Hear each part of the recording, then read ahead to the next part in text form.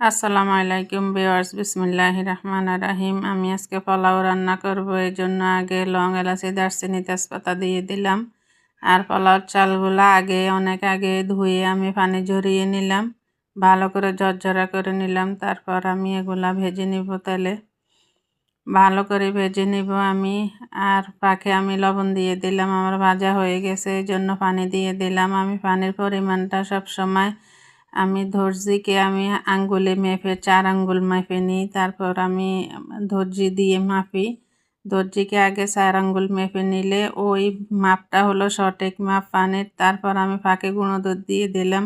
বাসায় তো আর সবসময় লিকুইড দুধ থাকে না, এই জন্য আমি গুঁড়ো দুধ দিয়ে রান্না করি।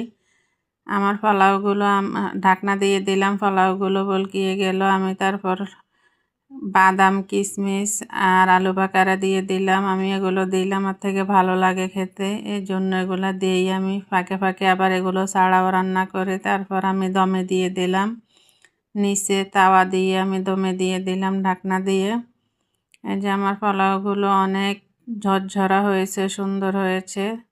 তা এখনও কিন্তু দম শেষ হয় নাই, নেড়ে চেড়ে আমি আবার দমে দিয়ে দেব। আমার পোলাওগুলো জাস্ট ওয়াও হয়েছে, অনেক সুন্দর হয়েছে আমার পোলাওগুলো। এই যে আমার পোলাওর ফাইনাল লুক দেখেন, কি সুন্দর ঝরঝরা, অনেক ওয়াও হয়েছে।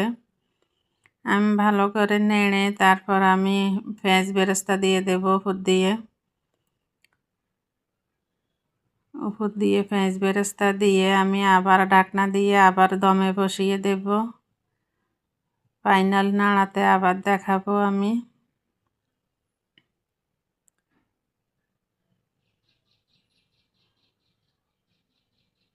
এই যে আমি পেঁয়াজ বেরেস্তা দিয়ে দিলাম। পেঁয়াজ আমি আগে ভেজে রেখে দিয়েছি, ওগুলো দিয়ে দিলাম। তারপর দমে দিয়ে দিলাম। এই যে আমার ঢাকনা উঠানোর পরে শেষ দমের রান্না, কি ওয়াও হয়েছে। আর খেতে না এত ভালো হয়েছে। ভালো লাগলে লাইক, কমেন্ট, শেয়ার করে দেবেন।